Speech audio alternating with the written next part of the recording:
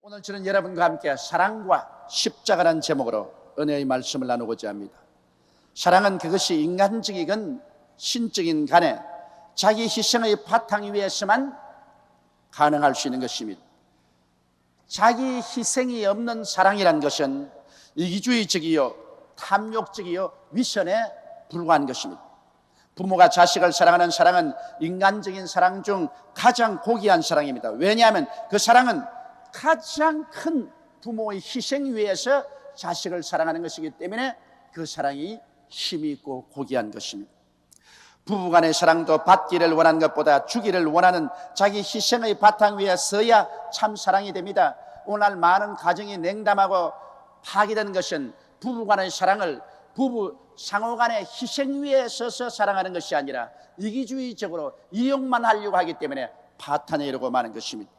친구 간의 사랑도 친구를 위하여 희생적인 도움을 베풀 때 참 친구가 되고 계속되는 우정이 되는 것이지, 항상 친구를 이용하려고 하면 친구와의 사랑도 깨어져 버리고 마는 것입니다. 그렇기 때문에 사랑이란 그 자체의 속성 때문에 사랑을 베푸는 자가 항상 크고 작은 십자가를 짊어져야만 하는 것입니다. 십자가가 없는 사랑은 위선이요 궤변이요 기만일 따름인 것입니다. 그러므로 오늘 이 시간 우리가 사랑을 알아보려고 할 때 첫째로 하나님의 사랑이 어떠한 것을 우리 마음속에 깊이 되새겨 봐야 됩니다. 성경에는 하나님이 세상을 이처럼 사랑하사 독생자를 주었으니 누구든지 저를 믿으면 멸망하지 않고 영생을 얻을 것이라고 말한 것입니다. 하나님께서는 세상을 사랑했다고 말한 것입니다. 세상은 사랑받을 만한 아무런 자격이 없습니다. 아담과 하와가 타락하고 하나님을 떠난 이후에 하나님의 나라는 사라지고 세상이 다가왔습니다. 세상은 마귀가 신이 되고 마귀가 왕으로서 다스립니다. 세상에는 죄가 범람합니다. 하나님의 뜻을 거역하고 하나님의 법을 깨뜨리는 죄악이 관영한 곳이 바로 세상입니다. 세상에는 반역이 꽉 들어차 있습니다. 하나님을 반역하고 하나님을 대적하는 것이 이 세상 사람들이 살아가는 모습인 것입니다. 그리고 하나님 앞에 무례하기 짝이 없는 행동을 합니다. 하나님이 천지와 만물을 지으시고 햇빛을 주시고 공기를 주시고 물을 주시고 오곡백과를 주시고 살려주셨건만은 하나님께 감사도 아니하고 예배도 아니하고 찬송도 아니하고 오히려 하나님이 아닌 우상과 사신과 잡귀들을 섬기는 무례한 행동을 하고 있는 것이 세상입니다. 세상은 하나님을 불신앙하고 하나님의 뜻에 불순종하여서 멸망해 가고 있는 것입니다. 이 세상은 그 어느 누가 보더라도 사랑받을 만한 아무런 자격도 없는 것입니다. 그럼에도 불구하고 하나님께서 세상을 이처럼 사랑했다고 말한 것입니다. 어떻게 사랑하셨습니까? 그 아들 예수 그리스도를 사람의 육신으로 보내신 것입니다. 참 하나님이 되신 그 아들 예수 그리스도를 동정녀 마리아를 통하여 참 사람으로 태어나게 하시고 이 예수님께 모든 인간의 잘못과 죄악을 담당시킨 것입니다. 세상의 죄, 반역, 세상의 무례함, 세상의 불신앙, 불순종을 예수님께 책임을 지어서 그를 십자가에 못 박아 죄를 받게 한 것입니다. 성경은 제가 찔리면 우리 허물을 인하며 제가 상하면 우리 죄악을 인함이라. 제가 징계를 받음으로 우리가 평화를 누리고 제가 채찍에 맞음으로 우리가 나음을 입었도다. 우리는 다 양같이 그릇 행하여 각기 제 길로 갔거늘 야훼께서는 우리 무리의 죄악을 죄에게 담당시겠다고 말하고 있는 것입니다. 예수님은 십자가에 올라가셔 말할 수 없는 곤욕을 치르셨습니다. 벌거벗고 수치를 당하고 수욕에 찔리고 몸이 찢어지고 피를 다 흘리고 버림을 받고 온갖 고초를 다 겪었습니다. 이를 통해서 예수님께서는 우리의 모든 죄악을 다 사하신 것입니다. 여러분, 예수님을 십자가에 못 박은 것은 다른 분이 아니라 바로 우리 하나님 아버지인 것입니다. 여러분 생각해 보십시오. 아브라함이 하나님 명령을 받고 난 다음 눈에 넣어도 아프지 아니하는 백세에 난 그 아들 이삭을 데리고 모리아 산에 올라가서 장작을 펼쳐놓고 그 아들을 묶어서 그 아들을 장작 위에 얹고 칼을 들어서 잡으려고 하는 것입니다. 그 고난은 이삭의 고난이 아닙니다. 이삭과 함께 아버지 아브라함이 마음에 칼로 찌른 고통을 당했을 것입니다. 이처럼 이삭을 아브라함이 제단에 묶어서 올린 것처럼 바로 십자가의 제단에 예수님을 올려서 못을 박은 자는 우리 하나님 아버지인 것입니다. 우리 하나님 아버지께서 예수를 우리 세상 사람을 구원하기 위해서 그 아들을 제물로 올리시고 예수 그리스도를 죽인 것입니다. 아버지가 예수를 심판하신 것입니다. 그러므로 여러분, 하나님이 우리를 어느 정도 사랑했다는 것을 여기에 말할 수 없이 깨달을 수 있습니다. 하나님이 세상을 이처럼 사랑했다. 그 독생자를 십자가에 당신이 손수 못을 박아서 죽임으로 세상 죄를 청산하게 하셨으니, 여러분, 이 어찌 큰 사랑이 아닙니까? 이에서 더한 사랑이 어디 있습니까? 이보다 더 큰 사랑을 어디에서 우리가 찾아볼 수 있는 것입니까? 그렇기 때문에 성경은 말하기를 누구든지 저를 믿으면 멸망하지 않고 영생을 얻으라고 말한 것입니다. 누구든지 죄를 지은 자나 죄를 득게 지은 자나 살인한 자나 간음한 자나 도둑질한 자나 불의한 자나 남녀 노유 빈부 귀천 동생을 막론하고 누구든지 예수를 믿으면 소극적으로는 하나님께로부터 용서를 받으며 적극적으로는 하나님께서 이러한 반역한 사람들에게 복을 주어서 영혼이 잘됨같이 범사에 잘되며 강건하고 생명을 얻게 넘치게 얻게 만들어 주시고 계신 것입니다. 여러분, 그러므로 오늘날 온 천하를 다 살펴보아도 인류 역사상에 이만한 큰 사랑을 베풀어 준 일은 없습니다. 어떠한 종교도 어떠한 인간적인 의식도 이와 같이 큰 구원의 길을 열어준 적은 없습니다. 그렇기 때문에 오늘 이 시간 천하 만민에게 구원받은 만할 다른 이름을 주신 적이 없습니다. 예수님만이 길이요 진리요 생명이니 예수로 말미암지 않고는 아버지께로 올 자가 없습니다. 아버지가 그 아들을 친히 손수 붙잡아서 십자가에 못 박아 희생 제물로 삼았는데, 우리 아버지 하나님께서 그 아들을 통하지 않고 오는 사람을 용납할 줄로 생각합니까? 이 세상에 종교도 많고 인간이 세운 의식도 많고 철학도 많습니다. 그러나 이러한 것들을 하나님은 용납하지 않습니다. 오직 하나님이 용납하는 길은 그 아들 예수님을 믿기만 하면 하나님이 용납하시고 그들의 모든 과거의 죄를 하나도 안 지은 것처럼 다 용서해 줘버리고 마는 것입니다. 죄를 청산해 버리시고, 그리고 예수 믿고 나오는 사람을 하나님이 사랑하사 의의 옷을 입혀 주시고, 주님께서 성령을 주시고 심신을 치료해 주시고 아브라함의 복으로 복을 주시고 영원한 천국을 예비하사 천국에 등록된 백성으로 삼아 주셔서 육신의 장막집이 무너지면 손으로 짓지 않은 영원한 집으로 하나님 아버지께서 데려다 주시는 것입니다. 그러니 이 놀라운 일이 어찌 이 세상에 있을 수가 있겠습니까? 그러나 실상 이 일을 하나님께서 2000년 전에 이루시고 오늘 손을 활짝 내밀고 여러분을 초청하고 있습니다. 이미 예수를 믿은 사람은 초청받아 구원을 받은 사람들이요, 아직 믿지 않은 사람들은 하나님의 이 초청을 받고 있는 것입니다. 이 하나님의 초청은 영원히 계속되지 않습니다. 이제 얼마 있지 아니하면 하나님은 이 세상의 구원의 사역을 마치시고 이 세상을 종결시킬 것입니다. 그때 예수를 믿지 아니하고 구원을 받지 못한 사람은 하나님이 흉력한 진노 가운데 나와서 이 세상을 짓밟고 심판할 때 아무리 고함을 치고 몸부림을 쳐도 사함을 받지 못할 것입니다. 왜냐하면 이미 때가 지나가고 하나님의 추수할 기한이 끝나고 겨울이 다가왔기 때문인 것입니다. 심판의 때가 왔기 때문인 것입니다. 그 때가 오기 전에 우리들은 하나님이 부드러운 손길로 우리를 초청하고 계실 때 회개하고 주님의 품 안에 뛰어 안겨야만 되는 것입니다. 사람이 온 천하를 다 얻고도 자기 목숨 하나 잃으면 무엇이 유익하리요? 사람이 자기 목숨과 무엇과 바우겠냐고 말씀한 것입니다. 이 세상에 목숨보다 귀한 것이 없는데 이 목숨을 우리가 잃어버린다면 천하 모든 것은 그리스도의 심판날에 다 불타버리고 말 것입니다. 그러므로 우리는 하나님의 사랑을 마음속에 뼈저리게 체험하고 감격해야 될 것입니다.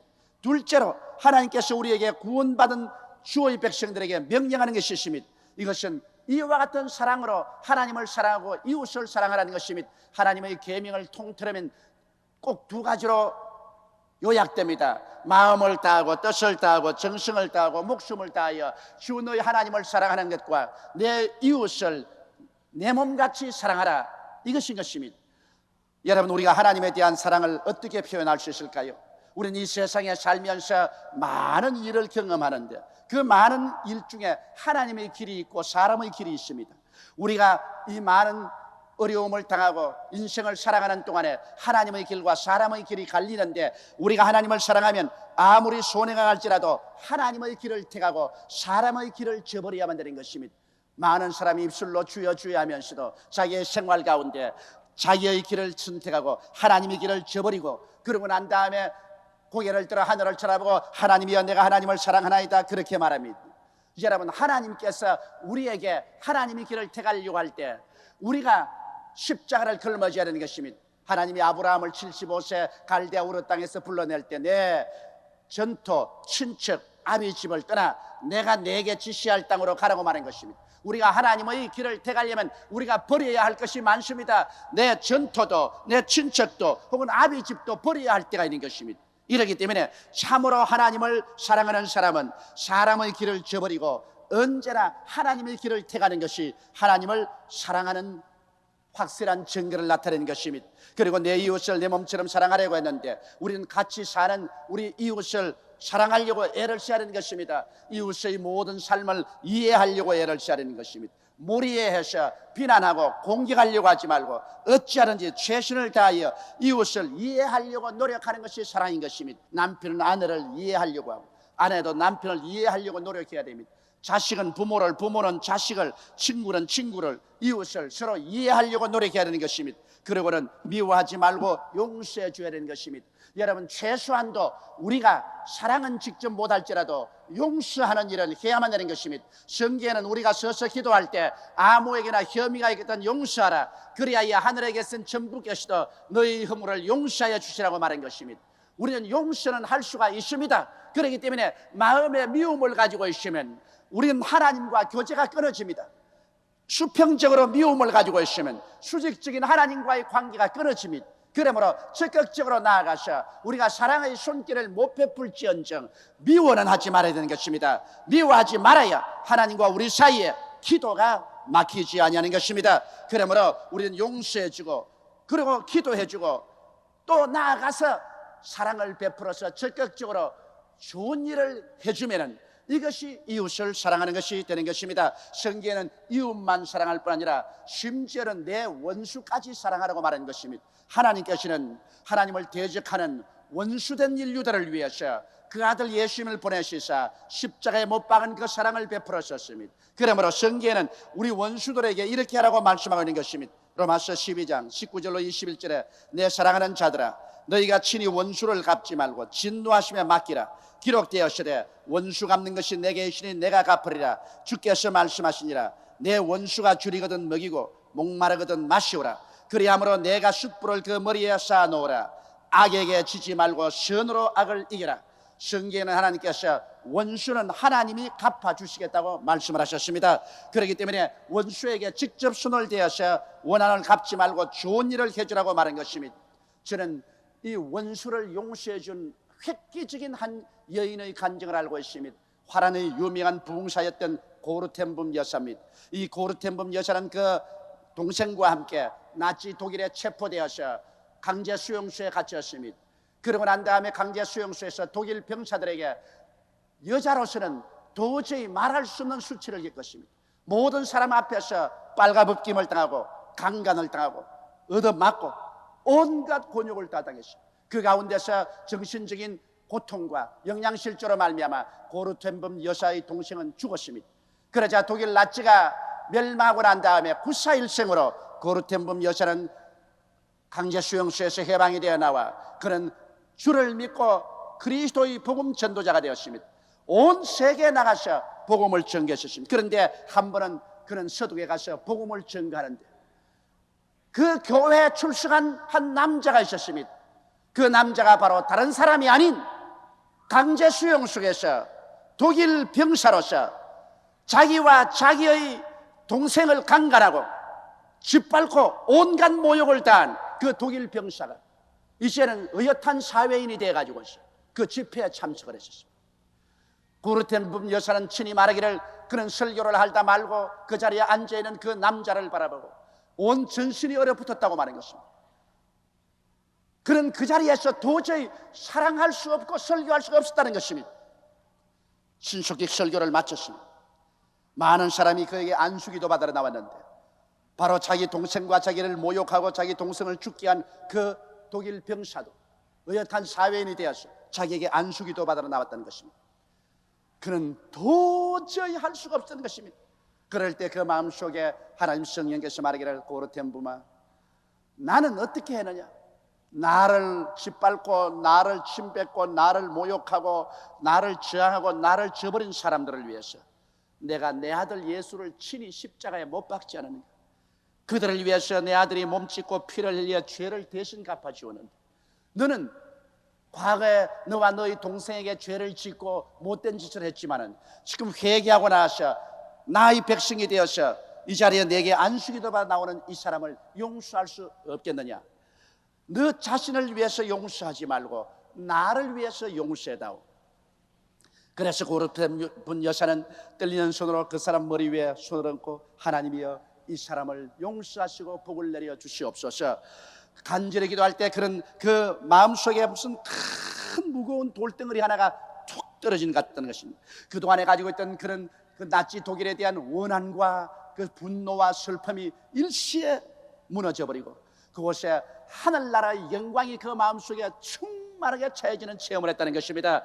그래서 그 원한에 사무친 원수들까지라도 긍휼히 여기고 불쌍히 여길 수 있는 마음의 사랑이 마치 큰 하수와 같이 넘쳐나오더라는 그런 체험담을 기록한 책을 읽어보았습니다. 물론 우리가 간증을 읽기는 쉽지만은 실제로 그런 사랑을 베푼다는 것은 여간 어렵지 않습니다. 그러나 우리가 원수를 사랑하고 용서해 주면 그 용서하고 사랑하는 힘은 우리 힘으로 되는 것이 아니라 우리 속에 계신 보혜사 성령이 그렇게 해 주시는 것입니다. 성령의 능력을 의지하지 아니하고 이러한 원수를 사랑하고 이 원수를 용서해 줄 수 있는 힘은 생겨나지 않는 것입니다. 그러나 우리는 예수 그리스도를 생각하고 우리 위해서 십자가에 못 박여 몸짓고 피를 내신 그리스도를 생각하고 아버지의 그 간절한 용서를 생각하고 사랑을 생각하고 우리도 우리의 죄 지은 자를 용서해 주고 또 나아가서 할 수만 있으면 사랑까지도 베풀어 줄 수 있어야 참으로 하나님의 자녀된 자격이 있고 보람이 있는 것입니다. 우리 하나님께서는 이런 일을 통해서 영광을 받습니다. 그러나 용서하고 사랑을 베풀기 위해서는 십자가를 걸머지지 않고는 되지 않습니다. 내가 십자가에 못 박혀 내 자신을 죽는 고통과 괴로움을 갖기 전에는 참으로 남을 용서하고 남을 사랑한다는 것은 힘이 되는 것입니다. 십자가 걸머지지 않고 용서와 사랑은 나타나지 아니하는 것입니다. 그러나 우리 하나님께서는 우리 보고 용서해 주라고 말한 것입니다. 우리가 사랑은 못할지언정 용서하는 것은 누구든지 다 해야 되는 것입니다. 그 다음에 하나님이 힘을 주셔서 사랑할 수 있게 되기를 간절히 기도해야 될 것입니다. 셋째로 우리가 만일 이 땅에 살면서 용서하지 않을 때 어떠한 일이 생길 것이냐는 것입니다. 말할 필요 없이 기도가 막힙니다. 하나님은 우리를 예수 그리스도 안에서 용서를 해주셨는데 하나님의 용서만 내가 받고 나는 다른 사람을 용서해 주지 아니한다면 이야말로 썩어져가는 사회와 같습니다. 요단강 물을 바다만 들이고 내보내주지 아니함으로 말미암아 그 바닷물이 썩어서 짜져버리고 아무 생명도 살아나지 못합니다. 내가 하나님께 용서만 받고 남을 용서해 주지 아니하면 나는 생명을 잃어버리고 마는 것입니다. 내 마음은 썩어져 버리고 마는 것입니다. 언제나 용서를 받아들이고 용서를 해주는 그 가운데서 성령의 생명을 주는 역사가 우리 속에 넘쳐나게 되는 것입니다. 마태복음 6장 14절로 15절에 너희가 사람의 과실을 용서하면 너희 천부께서도 너희 과실을 용서하려니와 너희가 사람의 과실을 용서하지 아니하면 너희 아버지께서도 너희 과실을 용서하지 아니하시라고 말씀한 것입니다. 하나님께 용서를 못 받으면 우리의 기도는 하늘에 상달되지 않습니다. 하나님께 용서를 받아야 기도가 상달됩니다. 그러므로 우리의 상달되는 기도를 하기 위해서는 우리는 용서해 주고 그리고 예수 이름으로 하나님께 기도할 때 하나님께서 우리의 기도를 들어주시는 것입니다. 여러분 마태복음 18장 23절로 35절에 보면 예수께서 우리에게 주신 놀라운 비유의 말씀이 있는 것입니다. 여기 한 임금이 자기의 신하들을 시켜서 자기에게 빚진 자들을 불러다가 모든 빚을 회개하게 하셨습니다. 그런데 임금님에게 1만 달란트 빚진 자가 있습니다. 이 1만 달란트 빚진 자는 자기에 있는 재산을 다 정리하고 처자를 다 판다 하더라도 1만 달란트를 갚을 수가 없습니다. 그래서 임금이 그 사람을 불러다가 빨리 빚을 갚아라. 그렇지 않으면 처자를 다 팔아서 종으로 내어주고 그 돈을 가져오라고 말했습니다. 이 사람이 임금님 앞에 무릎을 꿇어 통곡을 하고 울면서 임금님이여 나를 용서하여 주시옵소서. 나를 말미를 주시옵소서. 임금이 이 사람을 보고 불쌍히 여겨서 그만 그 1만 달란트를 다 탕감해 주고 말한 것입니다. 그러자 이 사람이 탕감을 받고 기분 좋다고 나와 있는데 밖에 나와서 오다가 자기에게 빚 100단년에 얹힌 친구 한 사람 만났습니다. 자기는 1만 달란트를 용서받고 나오는데 자기 친구는 자기에게 100데나리온 빚을 지고 있는 것입니다. 그래서 이 동관을 만나자마자 그는 멱살을 잡았습니다. 야, 이 녀석아, 돈을 갚아라. 나 말미를 좀 주시오. 용서를 좀 주시면 내가 갚겠나이다. 잔소리 말아라. 그러면서 자기 친구 100데나리온 빚진 자를 잡아서 옥에 가두었습니다. 그러자 같은 동료들이 보고 이럴 수가 있느냐, 자기는 1만 달란트 용서받고 난 다음 자기의 친구 100데나리온 빚진 자를 잡아서 감옥에 넣다니. 그래서 임금에게 보고를 했습니다. 임금이 이 말을 듣자 분노하셔서 그놈을 도로 잡아라 했습니다. 그래서 도로 잡아오자 임금이 치를 뜨고 분노하고 호통을 쳐 말하기를, 야 이놈아, 네가 액을 벗고 사정하기 때문에 내가 불쌍히 여겨서 너희 1만 달란트를 다 탕감해 주었거늘 너는 나가서 너에게 100데나리온 빚진 너희 친구를 불쌍히 여기시고 용서해 주미 마땅치 아니하냐.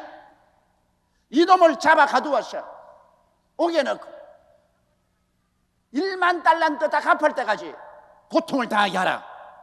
그렇게 임금님이 명령을 하셨다. 주님께서 말씀을 하셨습니다. 그러고 난 다음 주님께서 거기에 비유해서 우리에게 이렇게 말씀하셨습니다. 너희가 각각 중심으로 형제를 용서하지 아니하면 내 천부께서도 너희에게 이와 같이 하시리라. 오늘 많은 사람들이 영적으로 고통을 당하고 정신적으로 괴로움을 겪고 혹은 육신이 병들어서 아무리 기도해도 병이 고침을 받지 아니하고 가정에 환난이 있고 생활에 고통이 다가오는데 하나님께 아무리 부르짖어도 응답이 없어 왜 이러냐고 의심하는 사람이 많습니다.